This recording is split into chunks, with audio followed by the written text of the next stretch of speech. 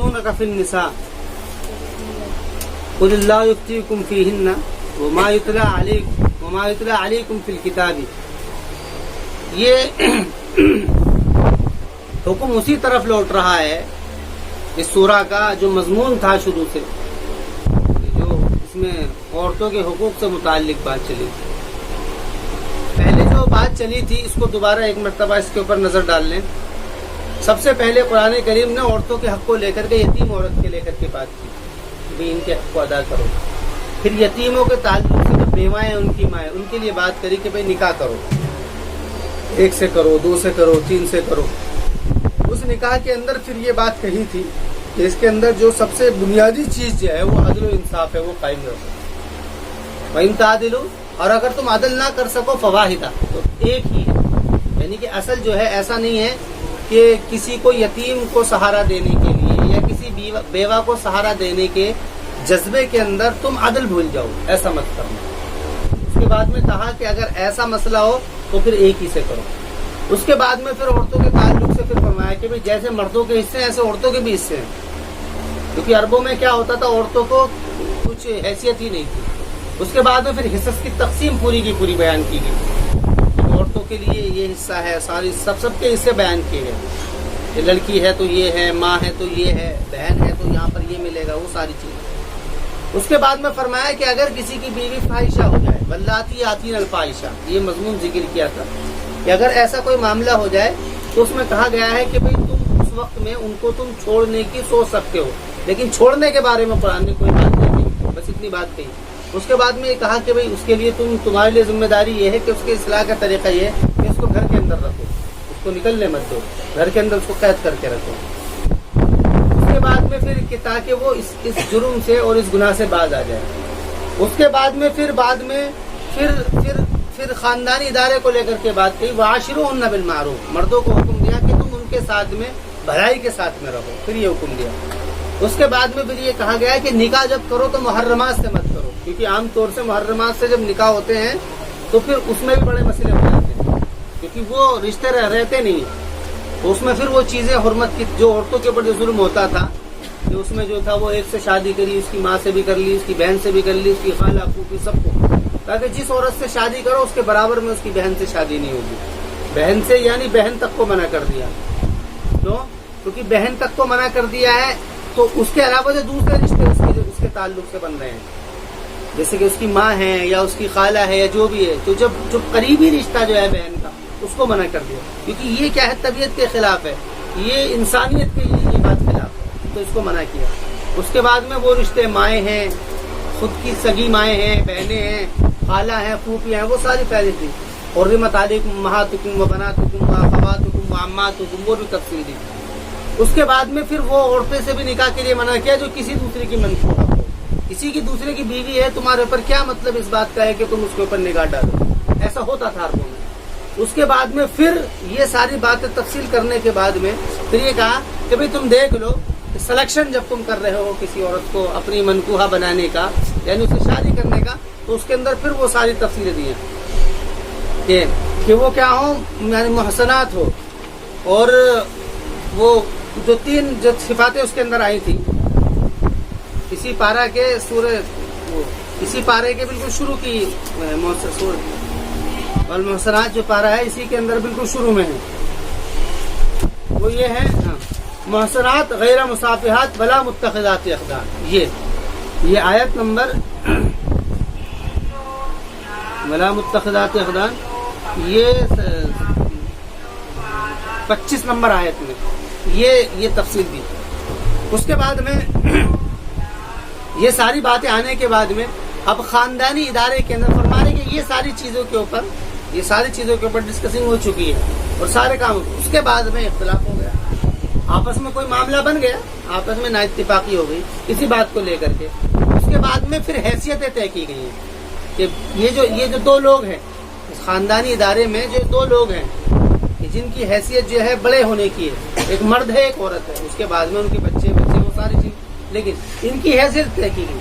हैसियत ये है कि मर्द की हैसियत जो है वो कव्वाम की है, जिम्मेदार की, सरबरा की, और औरत की हैसियत जो है वो मुतिया की है, यानी इताअत करने वाले की। तो मर्द के बारे में फरमाया کہ الرجال قوامون علی النساء بما فضل اللہ بعضهم علی بعض وبما انفقوا.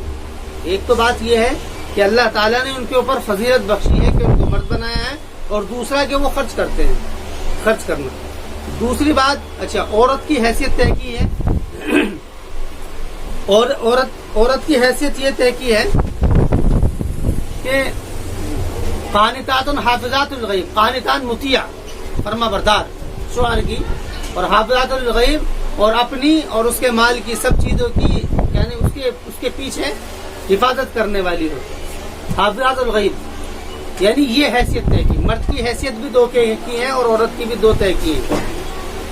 مرد کی حیثیت تو پہلے یہ طے کی ہے کہ وہ کیا نام ہے اللہ تعالیٰ نے اس کے اوپر فضیلت، ایک درجہ فضیلت دی ہے، اور دوسرے وہ خرچ کرتا ہے. ایک تو بات یہ. عورت کے اندر بنیادی چیز پہلے یہ بتائی کہ وہ نیک ہو، پاک دامن ہو، صالحات. یہ تو ایک اجمالی طور سے بات کی.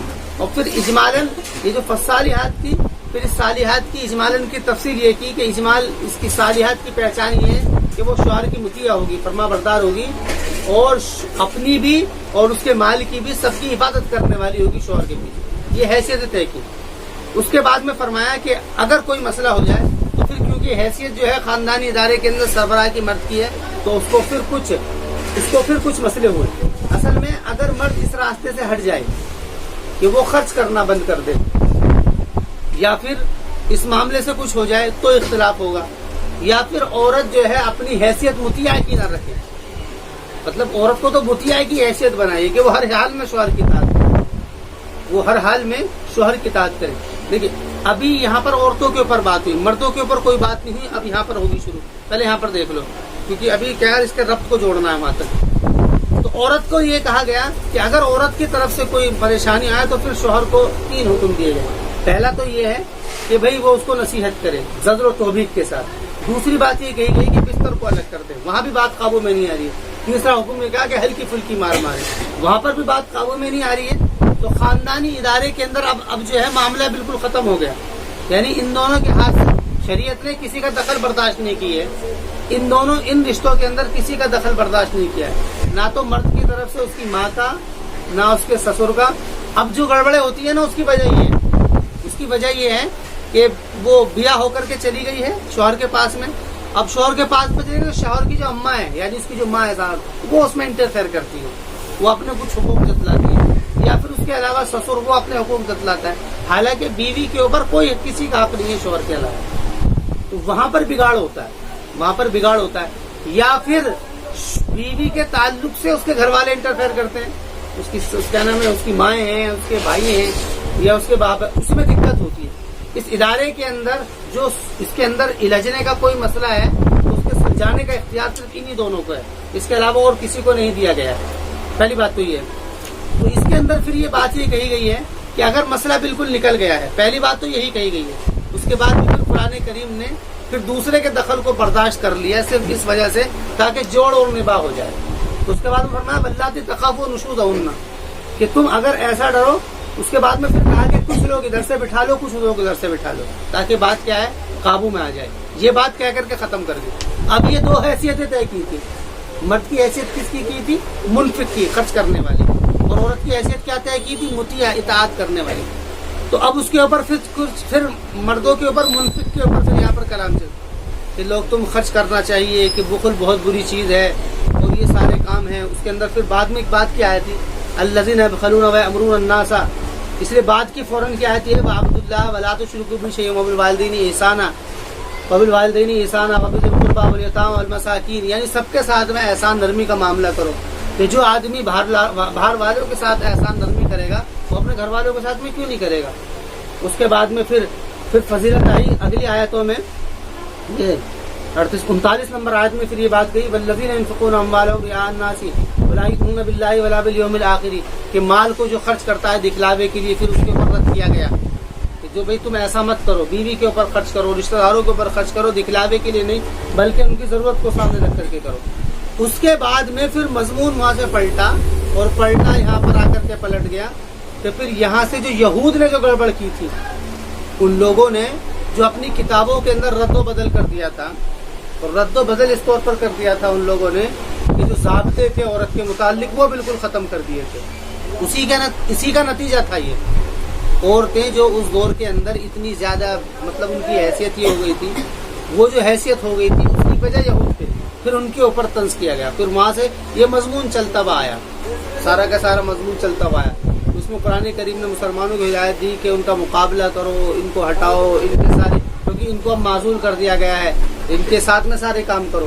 اب یہ سارا جب یہ ایک تدریجی ایک کلام چلا تھا، اب یہاں پر پھر عورت کی حیثیت رہ گئی تھی، یعنی مرد جو ہے پھر بھی یہ کام نہیں کر رہا ہے، مرد بھی اگر یہ کام نہیں کر رہا ہے تو اس میں وعید دی کہ جو لوگ بخل کرتے ہیں، کنجوسی کرتے ہیں، وہ جو ہے الذین یبخلون ویأمرون الناس بالبخل، جو لوگ اللہ تعالیٰ کے حکم دیتے ہیں بخل کا، کنجوسی کا، ان کے لیے وعید ذکر کی۔ تو وہاں پر مردوں کی جو حیثیت تھی اس کے اوپر فضیلتیں بھی آئیں اور اس کی وعید بھی ذکر کر دی، لیکن ابھی یہ بات نہیں کی ہے کہ چھوڑ دو، ابھی ایسا کوئی مسئلہ نہیں۔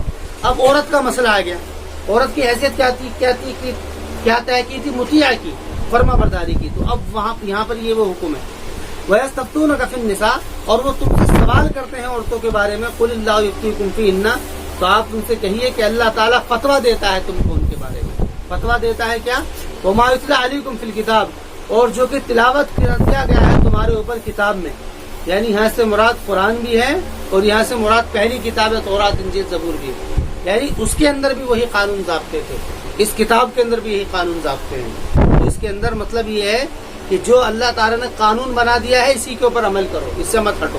کیا ہے کہ اللہ تعالیٰ وَمَا أَنزَلَ عَلَيْكُمْ فِي الْكِتَابِ فِي يَتَامَى النِّسَاءِ، وہ سارے کے سارے قانون دے دیے ہیں پہلے، وہی تو قانون چل رہے تھے پہلے، یتیموں کے بارے میں یہ کرو، اگر کوئی مسئلہ آ جائے تو شادیاں کر لو تاکہ ان کی سربراہی کا مسئلہ آ جائے، اور وہاں پر اگر عدل کا خوف ہو تو صرف ایک سے کرو، وہ جتنے بھی قانون ضابطے آئے تھے اسی کی طرف اشارہ ہے۔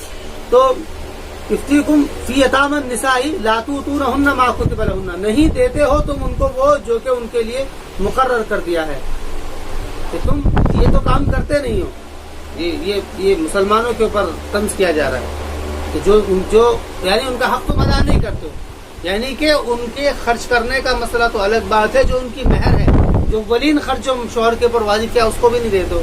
لا تؤتونہن، نہیں دیتے ہو تم ان کو وہ جو کہ مقرر کر دیا ہے ان کے لیے، وترغبون ان تنکحوہن، اور تم رغبت رکھتے ہو اس بات میں کہ ان سے نکاح کر لو۔ مسئلہ یہی ہے نا کہ بھئی ان کی حیثیت کیا تھی؟ منفق کی تھی۔ تم تو ایسے کنجوس ہو رہے ہو کہ تم ان کے اوپر خرچ تو بعد میں کرتے، تم ان کا مہر تک نہیں دے رہے ہو۔ وہ کلام جو بیچ میں چھٹ گیا تھا اس کو پورا کیا جا رہا ہے کہ بھئی تم ایسا کرتے ہو ان تنکحوہن، اور تم رغبت رکھتے ہو اس بات میں کہ تم ان سے نکاح کرو۔ یعنی کہ نکاح کا مطلب کیا ہوتا ہے؟ نکاح کا مطلب یہی ہوتا ہے تاکہ ان سے نکاح کر لیا جائے اور ان کا جو مال ہے ان کا وارث ہو، ان کے مال کے اوپر قبضہ کر لیں گے۔ حالانکہ نکاح کا مطلب یہ تھا کہ تاکہ اس کے اوپر خرچ کیا جائے، ان کی ضرورتوں کو پورا کیا جائے، اور یہاں پر تم خود ان کے مال کے متمنی ہو۔ وفی المستضعفین من البلدان، اور بہت سارے مستضعفین یعنی کمزور، من البلدان بچوں میں سے، یعنی ان کے مال میں بھی تم ایسی رغبت رکھتے ہو کہ ان کو تم یتیموں کی تم پرورش اس لیے کرتے ہو تاکہ تم کیا ہے ان کے مال کو کھاؤ۔ یہاں پر لوگوں کی اس اخلاقی گراوٹ کے اوپر قرآن کریم بات کر رہا ہے، اخلاقی گراوٹ کے اوپر بات کر رہا ہے کہ تم یتیموں کے بھی تم پرورش اسی لیے کرتے ہو تاکہ تم اس کے مال کو کھا جاؤ۔ وفی المستضعفین ان تقوموا، اب قرآن کہہ رہا ہے کہ ان لوگوں کے بارے میں جو کہ کمزور ہیں بچوں میں سے، قرآن کریم نے جو تمہیں نصیحت کی ہے ان یہ بات ہے، تقوموا للیتامی بالقسط، کہ تم کھڑے ہو جاؤ یتیموں کے ساتھ میں، بالقسط، قسط کہتے ہیں صاحب حق کے حق ادا کرنا، قسط کے ساتھ، یعنی جو جس کا حق ہے وہ اس کے حق کو ادا کرنا۔ اگر بیوی ہے تو اس کا حق یہ ہے کہ اس کے اوپر خرچ کرو، اور اگر یتیم ہے تو اس کا حق یہ ہے کہ جو اس کا مال تمہارے پاس میں وہ اس کو دو۔ وما تفعلوا من خیر، اور جو بھی تم کرو گے من خیر، اچھائی میں سے، فإن اللہ کان بہ علیما، تو بے شک اللہ تعالیٰ ہے اس کو جاننے والا، اللہ تعالیٰ اس کو جاننے والا ہے۔ وإن امرأة خافت، اب یہاں پر عورت سے کلام کیا گیا، مرد کے جو ان کی حیثیت تھی، تو بہت بڑا مضمون مردوں کے لیے چلا ہے، وہاں سے لے کر کے یہاں تک کا، بخل کے اوپر، کنجوسی کے اوپر، اور جو یہود نے جو گڑبڑ کری تھی، مردوں نے تو کی تھی نا، وہ سارے کام کس لیے کیے تھے؟ تاکہ عورت کے حق کو ضائع کیا جائے، ان کے اوپر رد چلا۔ بھئی یہی تو بات تھی نا کہ بھئی جو دین کی وجہ سے ان کو جو ہے مجرم کا ان سے کہا کہ ان سے قتال کرو، ان سے جہاد کرو، ان کو ختم کرو. انہوں نے یہ حق میں کمی کری ہے. بے ظلم کے خلاف ہی جہاد. وہ سارے وہ جب سے آیت چلتی آ رہی وہاں پر کئی مرتبہ یہ مضمون کئی مرتبہ آیا اور وہاں پر اس کو دیکھا جا سکتا ہے. تو یہاں پر کہا گیا وَإِنِ امْرَأَةٌ. اب یہاں پر اب وہاں سے اب عورت کی طرف التفات ہے. اب کیا ہے وَإِنِ امْرَأَةٌ، اور اگر کوئی عورت. لیکن شریعت نے دیکھو یہ بات سمجھنے کی ہے کہ شریعت نے رشتے کے اندر مجبور کسی کو نہیں کیا. اسلام کے اندر میاں بیوی کے اندر مجبور نہیں کیا گیا. ایسا نہیں کیا گیا کہ نہیں جی تمہیں یہ کرنا ہی کرنا ہے. ایسا نہیں کیا. کیوں؟ اس کی وجہ کیا ہے؟ اصل میں یہ رشتے محبت کے اوپر قائم رہتے ہیں. یہ رشتے زبردستی سے نہیں چلتے. اگر لڑکی کو لڑکے کے اوپر تھوپ دیا جائے زبردستی پاور کی وجہ سے تو اس کی حیثیت جو ہوتی ہے وہ کچھ نہیں ہوتی. گھر کے اندر ہے لیکن اس کی حیثیت کچھ نہیں ہے. شوہر کی نظر وہ اس کے اوپر خرچ نہیں کرے گا، وہ اس کی طرف بیٹھے گا نہیں، اس سے بات نہیں کرے گا. وہ تو گویا کہ قید خانے میں وہ قید ہے. تو یہ رشتے چلتے ہی محبت کے اوپر. اس لیے قرآن نے کہا وَمِنْ آيَاتِهِ أَنْ خَلَقَ لَكُم مِّنْ أَنفُسِكُمْ أَزْوَاجًا لِتَسْكُنُوا إِلَيْهَا. اللہ تعالیٰ کی نشانیوں میں سے ایک بات یہ ہے کہ تم میں سے جوڑے پیدا کیے ہیں تاکہ تم سکون حاصل کرو. لِتَسْكُنُوا إِلَيْهَا. تو ان رشتوں کی بنیاد کیا ہے؟ وہ محبت ہے. یہ زبرن نہیں ہے. اس لیے یہ کوئی بات ہی نہیں کہی ہے. بس اتنی بات کہی ہے ان سے ایک آگے بخل مت کرنا، کنجوسی مت کرنا، یہ سارے معاملے. اب عورت سے کہا ہے کہ اگر کوئی عورت ڈرے وَإِنِ امْرَأَةٌ ڈرے مِن بَعْلِهَا اپنے شوہر کے بارے میں.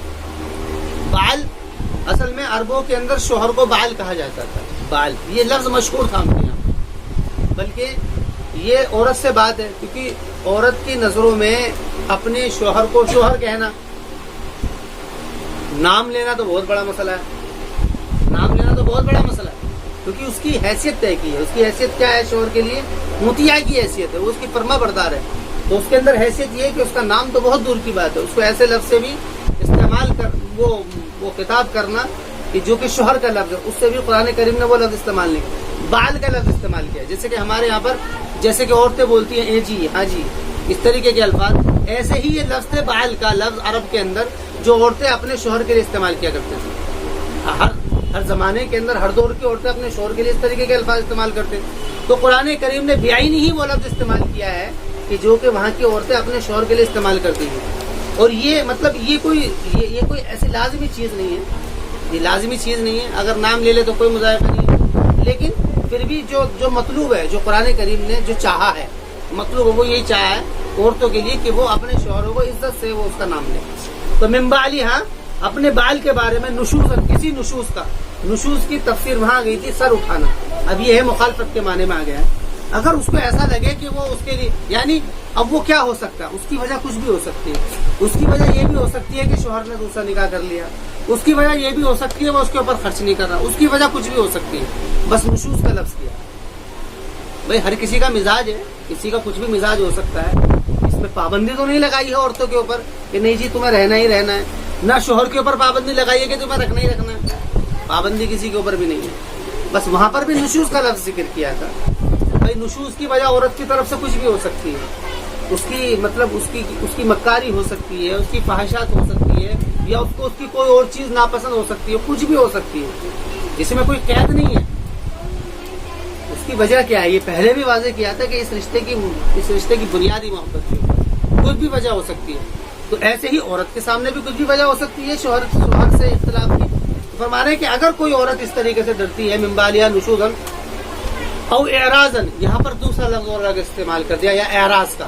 یہاں پر اعراض کا لفظ اس لیے استعمال کیا ہے کیونکہ اعراض کا مطلب ہے کہ شوہروں کو حکم دے دیا تھا وہاں پر کہ وہ 2 3 4 شادیاں کر سکتے ہیں، اور اس کو ایسا لگ رہا ہو کہ یہ مجھ سے اعراض کر رہا ہے، یعنی میرا حق ادا نہیں کر رہا، مجھ کو اگنور کر رہا ہے. تو اگر اس کو ایسا خوف ہو رہا ہو تو فلا جناح علیہما، تو پھر یہاں پر بھی طلاق کا حکم نہیں.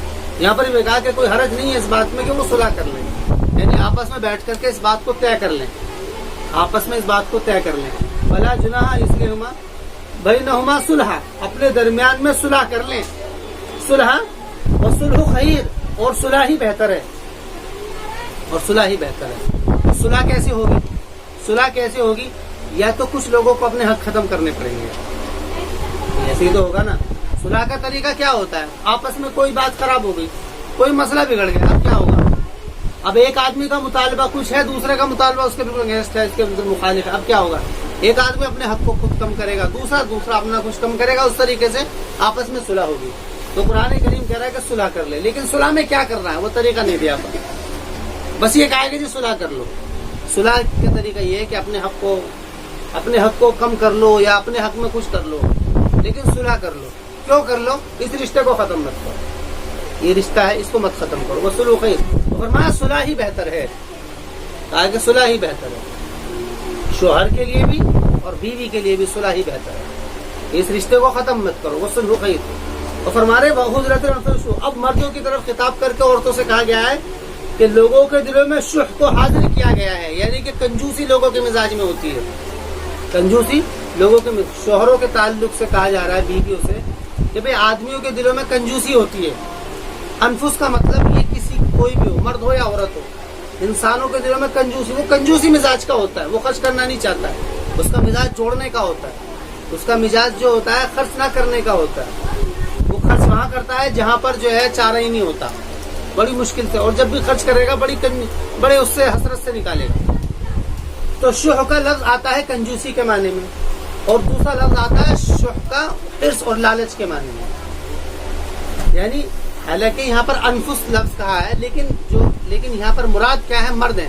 یعنی شوہروں سے کہا جا رہا ہے کہ تمہارے جو شوہر ہیں ان کے لیے جو ہے ان کے کنجوسی کا مزاج ہے, یا پھر کیا ہے شح بخل ہے, یا پھر حرص ہے. حرص کس چیز کی ہے؟ مال کی یا کسی بھی چیز کی. تو تو یہ بات کہہ دی گئی ہے, تو یعنی ایسا تو مسئلہ ہے بہت رسوم. تو فرما رہے ہیں وَإِن تُحْسِنُوا وَتَتَّقُوا, لیکن پھر مردوں سے کہا گیا کہ اگر تم اچھی طریقے سے رہو اور تقوی اختیار کرو فَإِنَّ اللَّهَ كَانَ بِمَا تَعْمَلُونَ خَبِيرًا, تو اللہ تعالیٰ اس چیز کو جو تم کر رہے ہو خبر رکھنے والا. پھر دوبارہ مردوں سے کہا گیا, صلح کے بعد میں کہا کہ بھئی تم اچھی طریقے سے برتاؤ کرو اپنی بیویوں کے ساتھ, اور اچھی طریقے سے رہو, اور اللہ سے ڈرو. وَتَتَّقُوا, ڈرو اللہ تعالیٰ. کس کے بارے میں؟ بیویوں کے حق کے بارے میں ڈرو اللہ تعالیٰ. کیوں؟ کیونکہ اللہ تعالیٰ جو بھی تم کر رہے ہو اس پر اللہ تعالیٰ کی نظر ہے.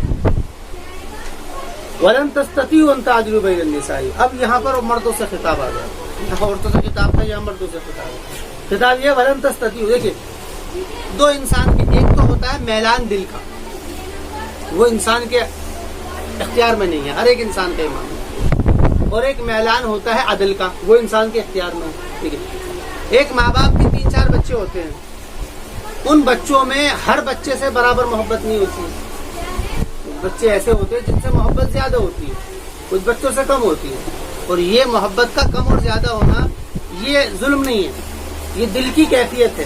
یہ کسی کے بھی طرف بھی آدمی کا جھکاؤ ہو سکتا ہے, اس کا تو کوئی مسئلہ نہیں ہے. لیکن عدل جب کیا جائے گا تو قرآن کہتا ہے برابر کیا جائے گا. اگر ایک بچے کو 10 روپے دیے جا رہے ہیں تو دوسرے کو بھی 10 دیے جائیں گے. لیکن اگر تربیت کے لیے اگر ایسا کر دے کہ بھئی بالکل نہ دے کسی بچے کو, تو وہ کوئی مسئلہ نہیں ہے, وہ تو تربیت کا مسئلہ ہے. لیکن جھکاؤ الگ ہو سکتا ہے. ایسا ہی ہوتا ہے, ماں باپ کو بھی ایسے ہی ہوتا ہے, بھائی بہنوں میں بھی ایسے ہی ہوتا ہے. 4-5 بھائی بہن ہیں, ایک بہن دوسرے بھائی سے اس کا لگاؤ الگ ہوتا ہے, دوسروں سے اتنا نہیں ہوتا, کسی سے کم ہوتا ہے, کسی سے زیادہ ہوتا ہے. یہ ایسے ہی ہوتا ہے, یہ سب جگہ ایسے ہی معاملہ ہے. لیکن ایسا نہیں ہے کہ اگر جس سے لگاؤ نہیں ہے اس کو کوئی پریشانی آئی تو اس کے لیے نہ کھڑی ہو یا یہ کھڑا نہ ہو, ایسا نہیں ہو سکتا. کھڑا ہوگا, لیکن دل کا جو میلان ہے رغبت زیادہ ہوتی ہے. عام طور سے جو کمزور ہوتا ہے بچوں میں ماں باپ کا میلان اس طرف زیادہ ہوتا ہے, یا پھر جو جس سے اس کو منفعت زیادہ پہنچتی ہے اس طرف جھکان ہوتا ہے. تو اس میں کوئی مسئلہ نہیں ہے, اس میں کوئی مسئلہ نہیں ہے. اس میں تو ان سے کہا گیا ہے کہ وہ بھی ایسا کرے جس سے ان کا جھکاؤ ہو.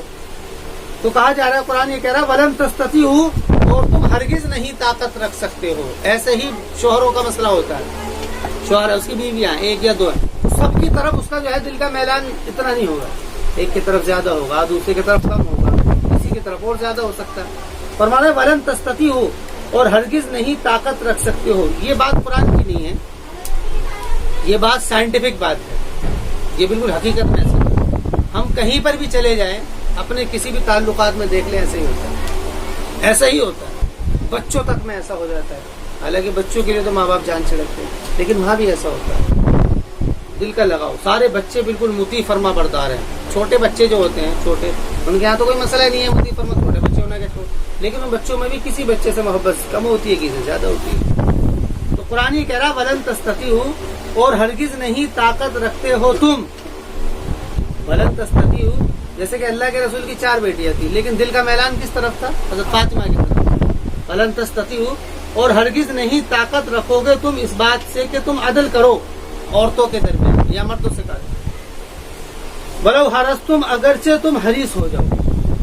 यहाँ पर पहले बात कह दी गई है कि जो शुह का जो मिजाज है ये मर्दों के अंदर भी है, औरतों के अंदर भी। मर्दों के अंदर भी क्या है? उनका भी मिजाज ये है कि वो लालची है कि सब मेरे पास ही रहे, मैं बीवियों को कुछ ना दूँ। उसी तरीके से औरत का मिजाज भी ये है कि सब मुझे दे, किसी और को ना दे।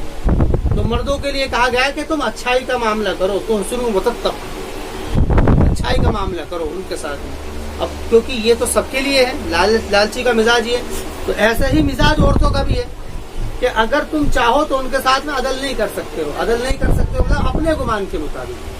भले हरस तुम, अगर से तुम इस बात पे लालची हो जाओ तुम, क्यों? क्योंकि मिजाज हर किसी का क्या है? लालची है। शोहर हो या बीवी हो, हर एक ये चाहेगा कि जी मेरा हक मिलना चाहिए, और इख्तिलाफात नहीं होते। इसलिए कुरान करीम ने कहा है कि लेकिन फिर अब करना क्या है? अब क्या करें? फिर अलग हो जाएं? नहीं, कुरान कह रहा फला तमीलु कुल्लल मैली, तो तुम मत माइल हो जाओ, पूरी तरीके से माइल होना, यानी 2-3 बीवियां एक की तरफ पूरी तरीके से माइल हो गई। उसी को देखना है, उसी को पालना, उसी पर खर्च करना है, सारे काम करने, इधर कुछ भी नहीं। खर्च करने के अंदर तो अदल करना पड़ेगा, खर्च करने के अंदर तो अदल करना।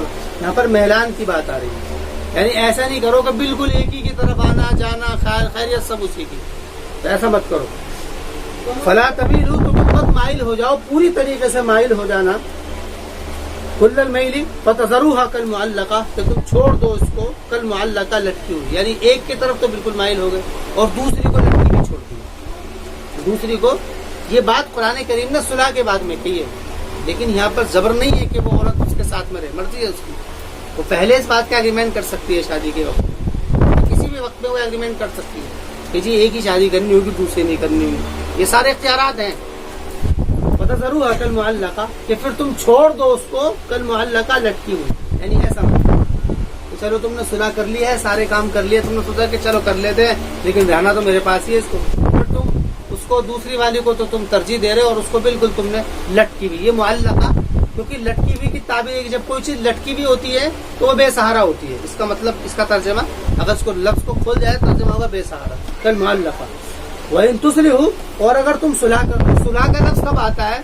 सुलह का लफ्ज आता है दिल के मैलान को। सुलह का मतलब ये आदमी अपने आप को ऐसा जाहिर कर दे कि जिससे हर आदमी समझे कि इनके दरमियान में सुलह हो गई है। कुरान में है ना कि तुम तौबा भी करो, सुलह भी करो। तौबा का मतलब ये है कि अल्लाह से तौबा करो, और जिसके हक में तुमने कमी करी उससे सुलह करो, उससे जाकर के बातचीत करो, उससे माफी तलाफी करो, और उसके साथ में अपने माशरे जिंदगी को दुरुस्त करो। ऐसे यहाँ पर ये अब तुम्हारे आपस में बात हो गई थी, किसी बात पर इख्तिलाफ हुआ, अब आकर के कोई बात तय हो गई, तुम रहने लगे, तो तुम्हें चाहिए कि तुम सुलह करो, यानी ऐसे तुम उसके साथ में रहो, किसी दूसरा कोई उंगली ना उठाए। वतत्तकू, आइए दोबारा लफ्ज़ आया, वतत्तकू, और अल्लाह ताला से उनके हक के बारे में डरो। फ़इन्नल्लाह कान गफूर रहीमा, तो अल्लाह ताला माफ करने वाला, रहम करने वाला है। अल्लाह ताला माफ करने वाला, रहम करने वाला। लेकिन उसके बाद भी जो है बात नहीं बननी, फिर कोई बात बिगाड़ हो गई, या फिर बीवी ने चाहा नहीं इस बात को कि जी मैं किसी दूसरी औरत अपनी सोकन के साथ में रहूं, एक वजह, या दूसरी वजह ये कि शोहर मेरे ऊपर खर्च नहीं करता है, मुझे तो इतना चाहिए, मुझे तो मकान चाहिए, मुझे तो ये चाहिए, सारी चीजों के अपने मुतालबात रख सकती है, इख्तियार है, कोई हदबंदी नहीं है। उसने अपने मुतालबात रखे, उस मुतालबात के ऊपर शोहर पूरा नहीं उतर रहा है। अब ये बीवी नहीं चाह रही है कि मैं इसके साथ में रहूं, दूसरी शादी की वजह या फिर ये मुतालबात के ना होने की वजह, कोई भी वजह अगर हो सकती है, तो कुरान कह रहा वही यतफर्रका, और अगर वो तफरका चाहते हैं यानी कि अलग होना चाह रहे हैं, युग़निल्लाहु कुल्लम मिन साती, तो ये भी नहीं सोचना चाहिए कि जी मेरा क्या होगा बाद में, ये नहीं सोचना। अल्लाह ताला गनी कर देगा अपने वुसात से, यानी ये नहीं सोचना चाहिए, अल्लाह पर भरोसा रख करके। यानी देखो यहाँ पर कुरान ने कहा युग़निल्लाहु कुल्लम, वरना लफ्ज ये होता वही तफर्रका, अगर वो अलग होंगे तो अल्लाह ताला की लानत होगी, ऐसा कुछ भी लफ्ज नहीं है। क्यों नहीं? क्योंकि ये तो रिश्ते, इतनी बात तो है कि तलाक होती है, अल्लाह का अर्श हिलता है और ये सारे काम होते हैं, सारी बातें, लेकिन इनके ऊपर कोई भी इसमें अजाब नहीं है या कोई मुश्किल नहीं है, मर्जी है। लेकिन कुरान करीम ने वहां से जहाँ से बात शुरू की है, नसीहत اور زور اسی طرف دیا کہ جی صلح کر لو، آپس میں رہو، اس طریقے سے کرو.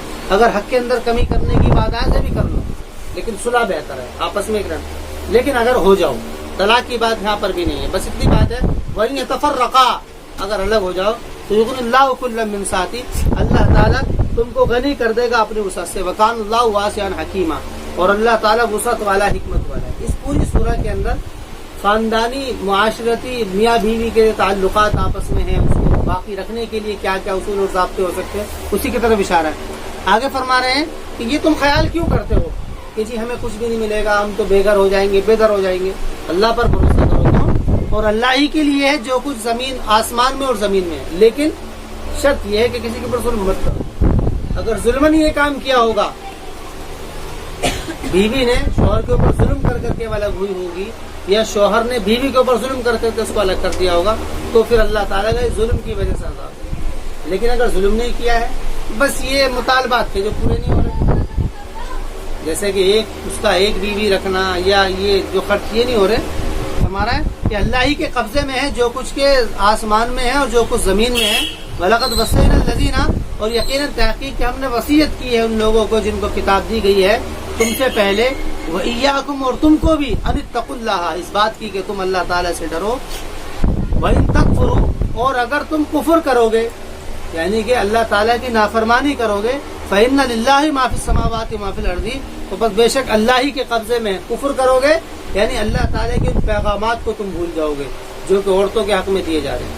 یہود سے خطاب ہے، کیونکہ یہود کی حیثیت کیا تھی؟ مولویوں کی حیثیت تھی، عالموں کی حیثیت تھی. لوگ ان سے پوچھتے تھے کیونکہ ان کے خاندان کے اندر نبی آئے تھے. تو ان سے کہا جا رہا ہے فَإِنَّ لِلَّهِ مَا فِي السَّمَاوَاتِ، تو اللہ ہی کے قبضے میں ہے جو کچھ زمین اور آسمان. جس کو چاہے وہ اللہ تعالیٰ سربراہ کی، ذمہ دار کی حیثیت دے سکتا ہے. اور ایسا ہوا، پھر بنی اسرائیل سے ختم کر کر کے بنو اسماعیل کی طرف کو منتقل کر دیا. وَكَانَ اللَّهُ غَنِيًّا حَمِيدًا، اور اللہ تعالیٰ غنی ہے، یعنی اس کو کسی کی ضرورت نہیں ہے. حمیدہ تعریف کیے ہوئے ہے. پھر دوبارہ یہ لفظ ہے وَلِلَّهِ مَا فِي السَّمَاوَاتِ وَمَا فِي الْأَرْضِ، اور اللہ ہی کے قبضے میں ہے جو کچھ آسمان میں اور جو کچھ زمین میں ہے. یہ تاکیدن ہے یہ لفظ، یعنی کہ اللہ سے ہی ڈرو. وَكَفَىٰ بِاللَّهِ وَكِيلًا، اور اللہ تعالیٰ کافی ہے کارساز. وکیل کے بارے میں آیا تھا. وکیل 3 معنوں میں استعمال ہوتا ہے، نگراں کے معنی میں، محافظ کے معنی میں، اور ذمہ دار کے معنی میں. اب اگر یہ علا کے صلہ کے ساتھ میں آتا ہے تو نگراں اور اس کے معنی میں آتا ہے، اور اگر بغیر اس کے آتا ہے تو محافظ کے معنی میں آتا ہے. وَكَفَىٰ بِاللَّهِ وَكِيلًا، اور اللہ تعالیٰ محافظ ہے، یعنی اللہ تعالیٰ سب جانتا ہے. إِن يَشَأْ يُذْهِبْكُمْ أَيُّهَا النَّاسُ، اگر چاہے تو اللہ تعالیٰ تم کو لے جائے اور لے آئے دوسروں کو. يَشَأْ يُذْهِبْكُمْ، اگر اللہ چاہے تو تم کو لے جائے، یعنی یہاں سے یہود سے بات کہی جا رہی ہے کہ اللہ تعالیٰ چاہے تو تمہاری حیثیت ختم کر سکتا ہے. وَيَأْتِي بِآخِرِينَ، وَكَانَ اللَّهُ، یہود سے بات کر کر کے مومنین کی طرف اشارہ ہے، یعنی کہ تم ایسا مت کر دینا کہ تم بھی اس قرآن کی تعلیمات کو، جو کہ اخلاقی طور سے حقوق سے متعلق جو تعلیمات قرآن نے دی ہے اور عورتوں سے متعلق، تم اس کو ختم کر دو. ایسا مت کر دینا. کیوں؟ کیونکہ اللہ تعالیٰ اگر چاہے تو لے جا سکتا ہے، دوسری قوم کو لا سکتا ہے. وَكَانَ اللَّهُ عَلَىٰ ذَٰلِكَ قَدِيرًا، اور یہ ہوتا کیوں ہے؟ کسی کے حق کو ختم کرنا یہ ہوتا کیوں ہے؟ اس کی وجہ ذکر کی ہے.